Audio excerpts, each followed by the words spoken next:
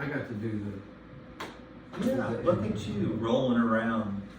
it was my time. Yeah, luckily we didn't have any collisions. Hey everybody, we're here to We do would some... just edit those out. We're here to do some virtual tasting with you. For those of you that can't be with us here at Old North State Winery, we do tastings of international varietals. Of course, we make our own wine here. We love our wine, but we think it's important to know all the wines of the world. And we do this little thing on Thursday where we do 4 wines, and chef prepares delicious food to go with it, so we can explore culinary-wise how the wines pair up. And then for those of you that can't be here, we love to box something up for you, and we give you 2 full bottles to take home and just share some time whenever it works for you. You know, with this recording, you can do it any old time. But we do it here on Thursday nights at 6 p.m. If you're in downtown Mount Airy, we'd love to have you. We love to talk about wine and food, and just a very social scene. It's a, what could possibly go wrong? Yeah, what could possibly go wrong? You might get a little tipsy. That's about the only thing. But yeah, we have a delicious restaurant that you can enjoy afterwards if that's something you're interested in as well. Plus, you can spill out into the streets of Mount Airy. We have multiple restaurants to choose from, and breweries if you want to keep it going. Keep it going, good times going. Yeah. Just going down to Jan's place, Thirsty Souls, or you know, the Elephant. I mean, there's great Lots opportunities. of options. Mm-hmm. Lots of great options. And so, well, with that being said, Chef, we should probably talk about the wines of this week. And we are... I'm excited. Yeah, we got a little theme. Thank you.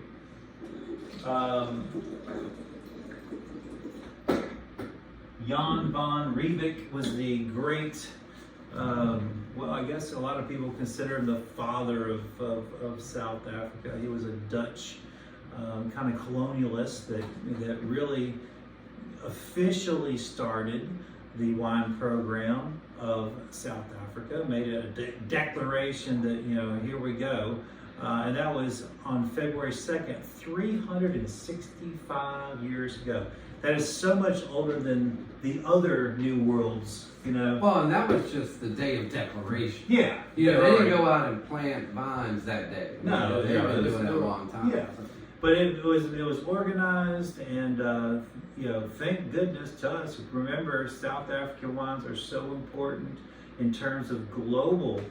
They're always in the top 10 in production of all the countries in the world, and they're always making delicious wines. So we're gonna do 2 South African wines, thanks to my good friend Andy, who I get to do a lot of breakfast tastings with when there's no food, and that makes me happy. But he always brings the thunder. We got a new to his portfolio, certainly not new to the wine world, from Donald Raw. Now this is extremely allocated, real low production. As a matter of fact, this was 5,747 bottles made. So that is a boutique. Like Veuve Clicquot busts out about 25 million bottles, just to give you, you know, something that you're familiar with. I think I was looking at some numbers with Andy, and I gotta tell you some. When you talk about production, you think that you know some wineries as being kind of, well, that's not that big of a production. Yeah, it's a fancy wine. I was really surprised that you know, Opus One does 25,000 cases. And you know, you think about how expensive those are. You think it's because there was small allocation, but they are. It's just that good. And then, of course, you know, things like Josh Sellers, 60 million bottles.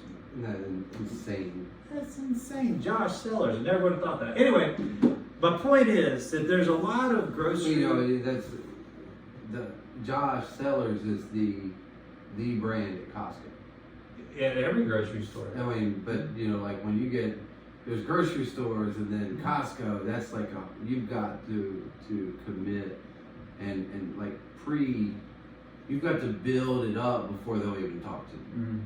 I mean, but that's just staggering. I was thinking about when you're talking about Clicquot, like all the airports I've been in the last few years. Yeah. Like the the duty free and even the ones in America. I mean, it's just like walls of Clico. Yeah. It's wild, and you think that's just the airports. Oh yeah. Yeah. And they're in every retail in the world. Yep, yeah, that's a fact. So the point here is not to compare them quality-wise. You can do that on your own. The point is that when you have something this rare, you got to kind of keep an eye on it because you're going to be lucky if you can get it. And that's kind of why, you know, when I like the charm, the personal touch. That it's not getting lost in a sea of a million employees and a million hands through each bottle in each case. So this is more hands-on.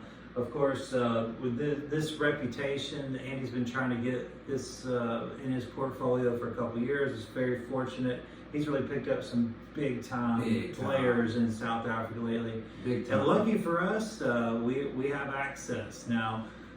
This is someone that's, if you don't know, they've been, you know, rated in the top 100 in Wine and Spirits magazine for his wines in the past. So this is not like it's somebody that's new to the game. It's just someone that refuses to sell out. Yeah. So he's gonna make his wines, how many that is. Oh look, I got it in top 100. All right, back to what we were doing. Yeah, exactly. You know, it doesn't influence any of it. Right. And so we haven't done a Syrah in a while, so I was really excited about this one. And I was telling you, I did give you a little bit of a hint what this wine was like before you tried it. But it was just verbal hints. It was verbal hints, yes. So, but what I liked about this is the concentration of flavor, not the concentration of weight or extra tertiary type additions through oak. This is driven by the grape. It was actually they used a concrete egg, and if you're not familiar with this, just essentially the vat is made from concrete rather than stainless steel or oak. They're very expensive to purchase, but they are a growing trend. It's not that it's something new, but people are starting to understand how they can make a specific type of wine with it that's absolutely delicious and not necessarily have to be so overpowered with barrel influence. I'm not dissing on barrel influence, but it's really nice to have something where you can taste the vineyard more than the cellar. And so for people that are interested in that, this is the kind of wine that I crave. It's not that I don't drink the other wines, because I drink all the wines and I will continue to do so, but there's something about tasting the grape in this form, and I just love it. It is, it's just before you start wheeling your head, is it different than stainless steel? It is very much so. And if you're so inclined, certainly much more sustainable, where concrete, you're one and done. The money's on the front end to craft and cultivate these vessels, but they last forever. I mean, your grandchildren will be using them, and you're not going out to rip down a forest every 2.5 years because your barrels don't impart flavor anymore. So if that's important to you, certainly these are, and of course, like anything, it's a tool. It's a toolbox. You don't want to say concrete or die. I mean, it certainly does help with the balance of things in your profile. You can have your all stainless. You can have your oak. You can have your neutral oak. You don't necessarily have to, flip your barrels, but a lot of people do. We saw a lot of concrete in Portugal, and also I saw a lot in Italy. And it just depending on... Chile is a big concrete country too. I mean, they do a ton of concrete. It just depends on the expression that you're trying to make. In most all of these cases, they also have oak for different, depending on which expressions. They could be doing the same grape, an expression in concrete, an expression in steel, an expression in oak, and then the different layers of expression through the age of oak. I mean, this is just like Chef said, a tool, but this is something that I personally really like, because to me, it tastes more like, there's more of a refreshment factor. Much Even in brighter. a heavy red It's like very Syrah. bright. Syrah's a big, heavy, dark I skin would grape. not pick this out of a lineup as Syrah. Mhm. And so this also has the quintessential toasty, roasty notes that Syrah always has. So my big thing is like, well, if it already naturally kind of comes about through fermentation with Syrah, why do you need to put it in oak? Because it already is toasty and roasty. And so to me, and it's a long hanging grape, so it's sun drenched too. So I mean, you're getting a full extraction of that. Yep. So to me, this makes a lot of sense. Also, I want to make note too, that this is only 12.5% alcohol. For a Syrah, that's extremely uncommon in modern day winemaking. Full percentages. Yeah, I mean, like in Washington, it'll be 15.5. And they're lying. Might be more, yeah. Right. That's right. But this is Syrah over and over, flavor profile. It's all the things that you want from Syrah without any distractions. And that's what I really dig about this. I feel like with this acidity, you can put this down for a good amount of time. The tannins are very subtle but building. And that's another great thing about this wine. It just slow, like you get a delicious first impression. But they're lingering, And then your palate will start to kind of, there's some carryover from sip to sip, and it just builds this deeper connection, I guess, with the wine. It tells you more about it as you drink. Revealing, More revealing. That's the proper term. And so I think this is something that for people that like big reds, they're going to be pretty darn good with this, even though it's unoaked, because of all of the flavor that's able to present itself through choice grape selection, small production, and that focus on the concrete, really focusing in on the Syrah flavors. I think they're going to be happy. And then if you have someone that's just trying to figure out how the heck am I ever going to drink big reds, you can't really do that with oaked reds. It just scares them off. They're not going to enjoy it. But if you want to get someone into Syrah without watered down Syrah, for lack of a better term, or entry level, this is not entry level by any means. So if you want to get them there in a proper way with Syrah, this is the way to do it. I love the purple hues coming through this glass. It's absolutely stunning. The flavor profile's got so much fruit, probably fruitier than most. And the blueberry is just like a blanket. I normally mentally associate more black fruit. Sure. With Syrah, but the blue fruit on this is just fabulous. Yeah, this is a really, really wonderful wine, and we're really excited about celebrating 365 years of South African winemaking, and that is important to celebrate, because they're producing delicious wines. We also are going to let you know very, very soon that we are going to have another big wine dinner with Elephant's Corner, and from the sounds of it, this one's going to be the biggest and best yet. We've done a lot of amazing wine dinners here, and we intend on doing more. This is going to be another one of those overstimulated, wonderful evenings of. It'll belong in the pantheon of dinners that we've done. And yes. I'm thinking about. We'll talk about it. It's too early in the game, but we're looking around June. Today is February the 1st, 2024. So in case someone's watching this, which I'm sure might happen in the future, we're looking towards the June. Originally we were looking at May, but now we're looking at June with an even bigger opportunity, which I'm excited as things get secured with visas and things. We're going to have some pretty impressive winemakers here in June, and so we hope to take advantage of that.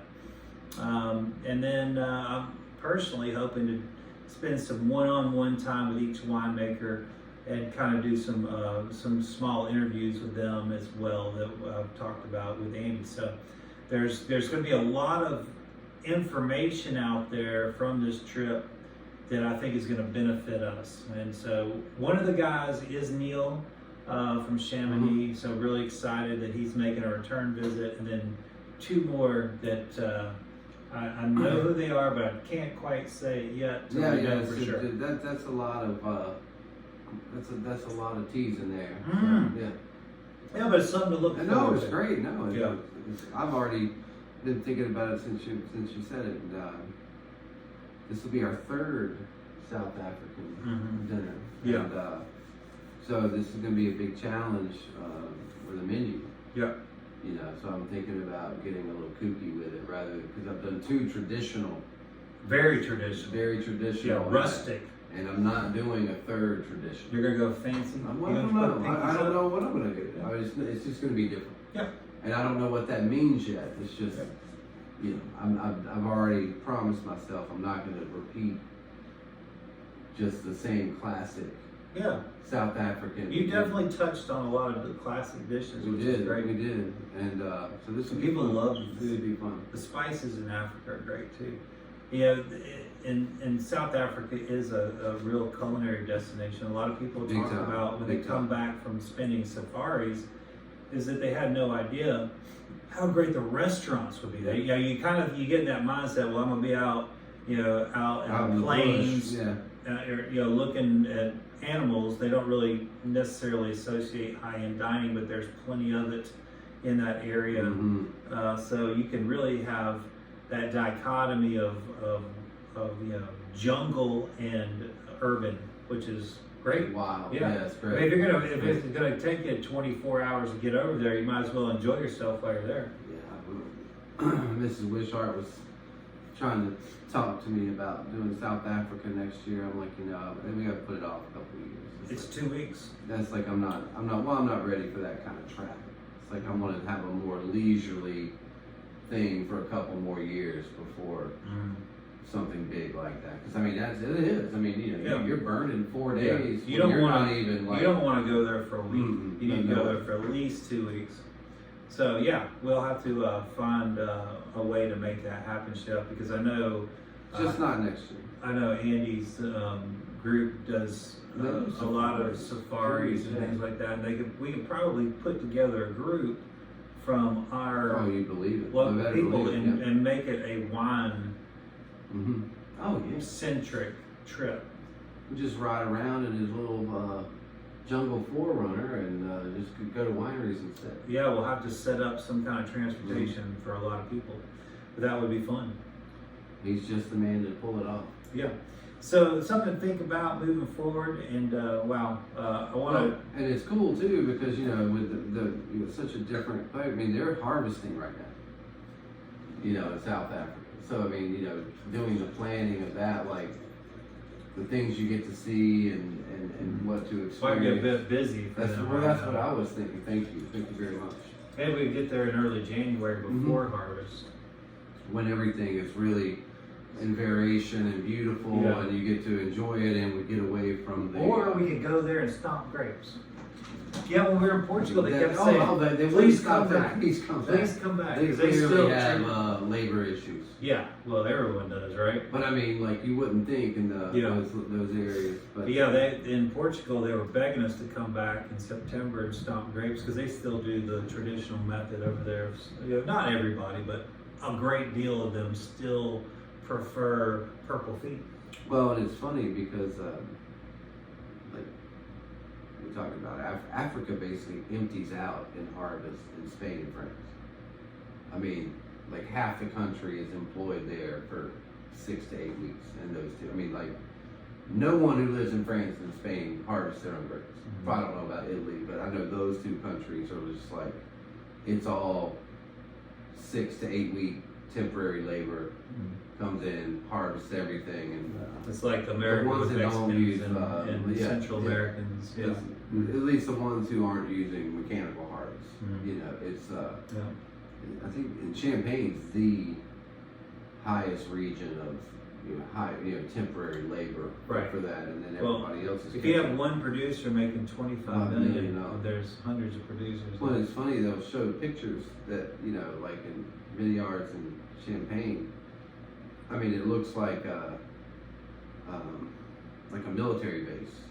All the housing, that just for people who are picking and pruning and sorting and all that stuff. Right. Because they're living there for, it's Yeah. not like they're going to go stay at a B&B. I mean, Right. you have to house everybody anyway. It's Yeah. wild. It's wild, all the logistics behind Yeah, it. it's amazing. It's the wine culture, the wine economy, the wine history. Like, you can dive into. It fragments into a million different directions. If you accidentally catch the bug like I did, it's maddening, And I'm in the car and I'm listening to podcasts about wine. When I get home, I'm looking at magazines, I'm watching YouTube videos. I can't stop absorbing things about wine. Chef's the same way. He'll send me articles all the time that he's read on wine, and it's fascinating how the tentacles are everywhere. It's everywhere, and all of farming is farming. Yep.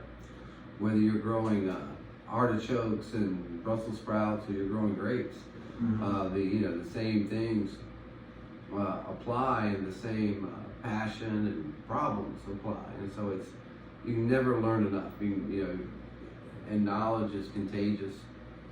You start to learn about this, it makes you want to know more about this other thing, and how the interconnectedness of it all comes together. It's a lot for a glass. It really is, Mhm. yeah. And speaking of glasses, this is new to us. We have not served this one yet, but we do love Post House. We serve their cab bullseye a lot at the chef's table. We've done a couple of their other ones. I'm sorry, right off the top of my head, I can't remember, but this is their Holy Grail, the Reserve Malbec from 2020. So that's now 4 years old, because remember, like Chef said, they're starting to harvest here soon. And this was a 2020. And one of the things that I really like about South African wines is how clean they are, and how precise they are. And this one, to me, what I love about Post House is they don't really follow that pattern. For me, they significantly taste different than any other South African winery, for me personally, because they definitely have Brett in their wines. Some shows a little bit more than others, but it's a beautiful amount. To me, it adds a complexity and depth to the wine, another layer. And this is why I think I really loved so much getting into Bordeaux's and Italian wines. Is they weren't like laboratory clean wines. Right. There was rusticness. There was just a little Earth. Extra something that You you can get taste from the a earth, wine. not just the juice. Yeah, and so that doesn't come from a sterile environment. This is more authentic to me. I really just love how their wines drink with just a little bit of extra character, and I'm not going to say that most people would even notice it. Actually, I love to serve it to people that kind of like California wines, because they're big. They don't know what they like about it. They just know that they're interesting and spicy and big, but they can't really peel those things out. And so when I put their bullseye cab in front of them, and I'm just waiting for someone to ever know why, but outside of Jan, our favorite brewmaster down the street, who calls it, or Ben, the guy that owns the winery here, and Nick, they're really good at identifying. Most people don't know what to call it. They just know it tastes different, or it tastes, and they like it. That's the funny thing. Most people like it. They just don't know how to identify. They don't know why they like it. Yeah. And I personally have grown fond of it. Of course, I do like beers that have bread in it. And so this to me is absolutely perfect. And one of the things that I've always heard is that if it's in the wine, it'll get worse over time. I don't see that happening in these wines. It's just an extra layer of flavor. It's not just gonna take over the bottle, which I have heard that.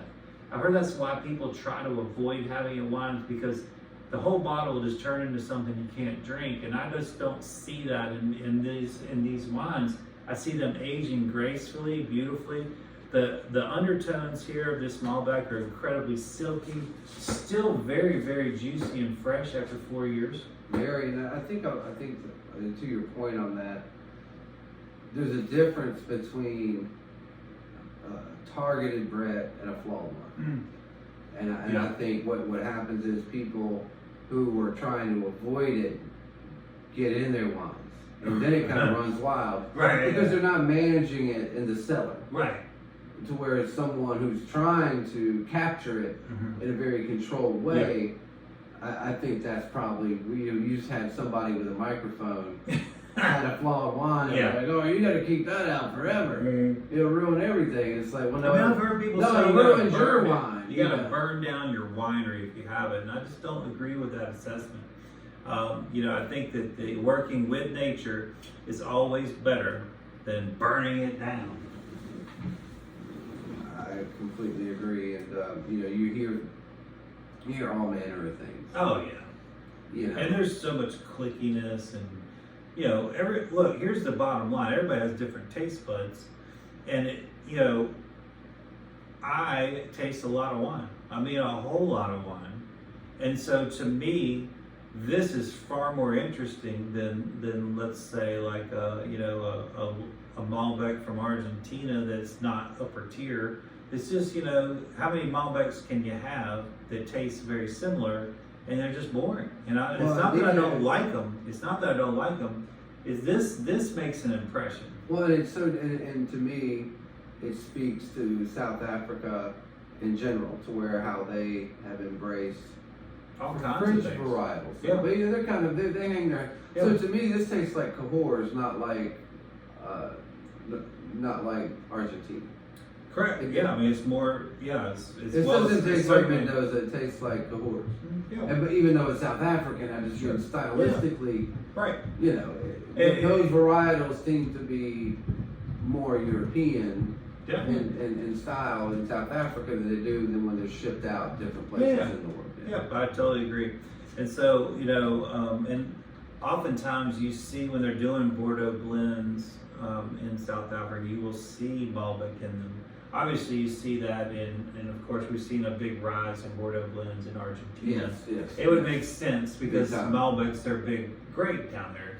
But what I have seen is and what I like seeing Malbecs out of South Africa. It's not as common as the other varietals from France, and I have been kind of, I don't know, maybe I've been honing in on it a little bit more, but Malbecs have really been tripping my trigger from South Africa.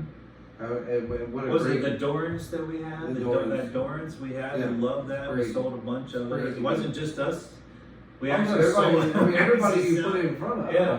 Oh my God, that's great. Yeah. So kudos to Post House for everything you do. But I'm really digging this Malbec. Like I said, I sell plenty of your cab, but this is really a really nice treat for me. I feel bad that I haven't been drinking this before. Well, worth the wait. Well, just play catch up. Worth the wait. I will say I saw there was. Well, it's kind of like knowledge. You can't have all the wine in a day. You can't get all the knowledge in a day. So just hold on. You'll get to it. Hang on. But a beautiful color. Like I said, extremely fresh. To me, this is not showing any signs of real age on it, which is very remarkable for Malbec. Malbec, to me, it gets the fruit gets really dried or sun drenched or raisiny. And which can be interesting. I think it's interesting in ripasso. It may not be interesting if you're not trying. Right. Once again, if you're not shooting for it. We got lucky. There was a really nice Malbec from Argentina a few years back, and it was like on sale. Like, gosh, it's so inexpensive. It was in 2009. Like, it would be fun to talk about that. We got it, and it was great for about 6 months. And then it just absolutely went. But that's the thing about Malbec. It's not always known for long-term aging. This is not showing any signs that it couldn't be, because right now at 4 years, it's extremely fresh. And so I'm looking forward to seeing what this will do long-term. I'm going to set some back, and I think it's going to make a lot of people happy. I hope that you do the same, although I know that most of the people that are watching this video struggle reserving wine just as I do. Well, we like to drink. I get a lot of grief for not aging wines. Well, first of all, I don't have enough money to age wines, and also I'm too old to age wines, and also they'll make more. Yeah, they're gonna make. It's like I want to drink the wines. If they were made last year, if they were made 10 years ago, if I have it, I'm gonna drink it. Mm-hmm. Like I'll hold on to something like for a year. Yeah. Which Like, is great. I just opened that Barolo at Christmas. Yeah. From Yeah, a year from or last two year, ago. yeah. It was maybe 2 years, I don't Yeah. know. And that was hard. Yeah. It was hard to Yeah, go that was in. very. I don't like to look proud at of it. you. I don't Yeah. like to look at it. I'm Out of like, sight, out of mind. well, not only that, it's like I want to drink it and then go find another one. Right. And replace it. Yeah. And drink it. And then I want to try a 6 year. I want to try an 8 year. I want to try a 3 year. I don't want to have a museum. So I want to have a living museum where the wine is flowing and you're enjoying it at all these different stages. And okay, I got to pay $20 more to get an aged one. mm-hmm. Shucks. Mm-hmm. Here's $20. Yeah. It's just Yeah. it takes such devotion, Mm-hmm. time, and categorizing and running a library. Sure. Let me drink the wine. Yeah. But that's just me. I mean, that's not. I would love to have that kind of discipline. Mm-hmm. To build and Yeah. something like that. And it does take discipline. It takes a lot. And you're not even. You're being like. It's also not like waiting for Christmas. I mean, like you buy a case, and you're supposed to drink a bottle every year. You're like reserving 3 or whatever. So Right. you're drinking one the day you buy it. Just to see To where it progression. is, and Yeah. making notes, and next year you open it, you see how it changed, and and I'm just like squirrel, Glug, glug, glug. Yeah, well, and even if you're not glugging, I think even it's- if you're just sipping and enjoying it, it's just.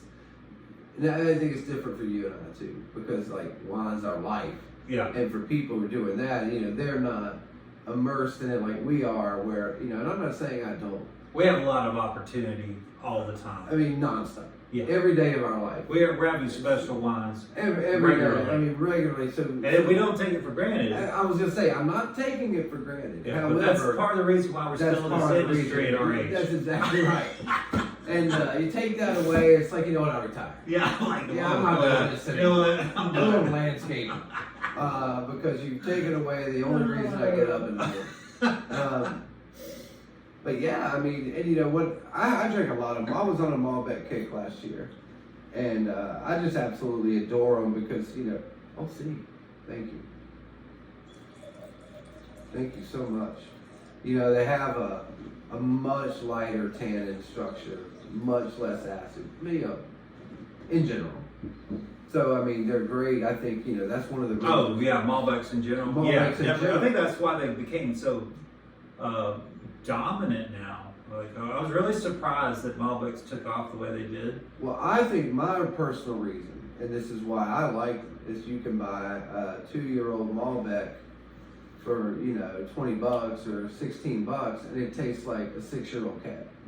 There's a tannin, Because it's soft, you feel and like the acid's soft. yeah. Although you're still getting Yeah. a big wine flavor, Yeah. but it tastes like it's aged soft. Sure. Aged soft. Yeah, there's a lot of similarities there. To me, Sure. and Yeah. that's why Yeah. I Yeah. buy a lot of Malbecs when I'm shopping outside. Well, think about from the time that you and I came up as chefs. Like we were in our infancy, and we're trying to be the best chef, and we're also understanding that wine is really important. We're trying to learn about wine, and think about there was like no Malbecs. There was like None. 3 on a shelf, maybe. And they were now- so obscure. And now you look, there's They have their so own many shelf. options. There's I so mean, many they options. have multiple roads. Yeah, it's because of the approachability, and like you said, they have a refinement like a aged Right out of the gate.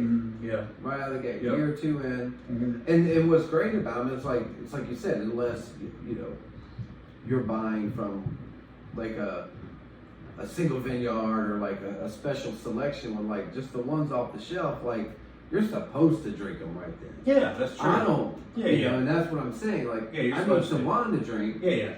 I want to take it home and drink it, Yeah. and it's going to be just perfect, just like that. I don't have any guilt or any like, maybe I should know. I should lay it down in my belly. Mm-hmm. And you know, there's something satisfying about that, about guilt-free wine. It's delicious. Well, you know, at these prices, both of these wines are under $30, and that is guilt-free. But they're also quality enough, structured enough, boutique enough. Big time. That if you did decide you wanted to lay them down, you could. These are the kind of wines that I really am attracted to. Is wines that can be either fine down the road or fine right now, and those are far and in between. Yeah, you're right. I mean, you couldn't say it They're any better. fine. I mean, to checking those two boxes, Yeah, one or the other. those are rare. You can get there. Yeah. And when they're simultaneously that, Right. it's like wow. Yeah, there's something and there. you'll know when you put these wines to your tongue that there's something special about both of these wines. They're both quintessential in terms of South African, but they certainly have their own unique qualities.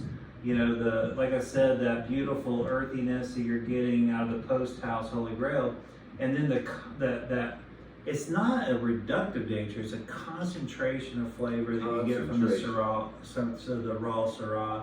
It is just really beautiful. I can't say enough about it. Ignore my little Grand Reserve of Magna there. Yeah, But sorry. This is something that I got 2 months ago and I haven't drank it yet. Every day I That's come me, in. and I'm reserving it. Every day I come in and I look at it, I'm like, How is he? why is that still here? Well, my birthday's coming up. Maybe we can open for that. Well, We can do a birthday. We got Lauren's birthday coming up too. February is a big month. Yep. You and Lauren, it's bringing the thunder. A lot of celebrating. Chef Robert Henson, Chef Ben Roberts. When's Ben's birthday? Is it yesterday or today? Oh, I feel like it is. I need to send him a message. Maybe it's today or tomorrow. Today's February 1st. Yeah, I need to send him a message. He's a February baby. I'm glad you said that. My cousin Charlie Davis. There's another one. We got February. I'm glad you said that. I need to reach out to Ben. I need to reach out to He's out traveling somewhere. Good. I can't remember. He's sending pictures for somewhere. Nice. I haven't been doing the social media, so I'm Good for I'm you. behind. Good for you. Well, I do Instagram, but I quit Facebook, and so unless someone tags me in something, I don't see anything. So Good. the one bad thing about that is the lack of birthday knowledge. Yeah. And so, Well, so many people now aren't even putting their real birthday. well, You don't even miss yeah, it but either. I always like to wish people. And of happy course, birthday. let's not forget the real important birthdays. Mr. and Mrs. Wishart. Well, I don't know about that. I don't know if that's important. It's as important as anybody else. Well, your parents are pretty damn important. So, cheers to them as well. Oh, I So we thought got- you were talking about my wife. No, her birthday's not. Well, I know. I'm just saying never mind. I got off track. But yeah, we're actually flying down to Florida to see him. Great. And then we're leaving the day after. We're leaving the 18th. And whenever we do that last little chef's table, we're leaving the next morning for 3 days, and then fly down there and Party go celebrate with Hope with you're my great. parents. Well, you probably can't take any wine on the plane, but Yeah, so I was hopefully they'll have some down I there. was Maybe thinking ship about some shipping down there? something. But no, they've got actually have where they're staying. I've been several times, and they've got a really great wine store down there. Oh, cool. It's a small boutique. I've gotten a lot of great. Are you going to wines the there. Keys? Yeah, it's in Alvarado. Nice. But they've got a great wine shop down there. It's a standalone, thing. And I've gotten a lot of great French and Italian wines there. So it's Very pretty nice. cool. Well, when you get back, we gotta get ready for Spain. I'm ready now. I don't have to get ready when we get back. It's getting real now. And you know, my wife is so plan oriented. I'm just like, oh, well, let's go. You know, we'll have fun no matter what. We can eat street food the whole time. Yeah, or not. Or who cares? Yeah. Well, I need to eat. I'm a fatty. Well, we'll find food. That's what I'm saying. I mean, it's like it's Spain. Mm-hmm. Yeah. So it's gonna be great. Yeah. Well, I think they have wine and food over there. Yeah, I'm pretty sure. Yeah. I mean, they learned that from us, right?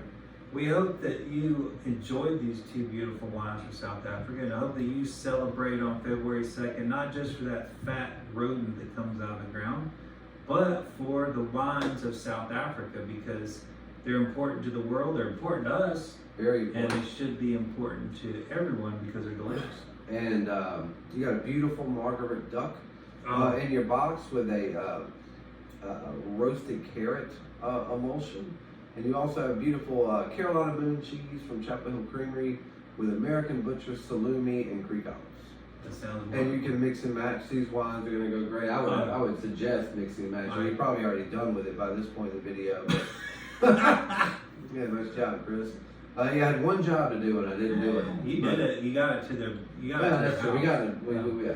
And for those of you that are just watching this video just to see what the heck we're talking about, if you ever want to join us, just give us a call the day before, you know, or a couple days before, and let us know that you're interested in doing a virtual pickup. And you can come by the day of and at any time during the day and grab your wine and your food, and then you can plop down in front of the old YouTube and watch us ramble. What fun. Yeah. Well, we gotta go. We got a bunch of stuff going on tonight. We gotta get to work. But we probably ought to see to that. we probably should. I can hear people walking upstairs. Yeah. And, What a treat this has been, though. Yeah, it's always a pleasure to talk about delicious wines with you. Cheers to everybody. Cheers, Chef. Cheers, Chef. Another great month. Here we are in February.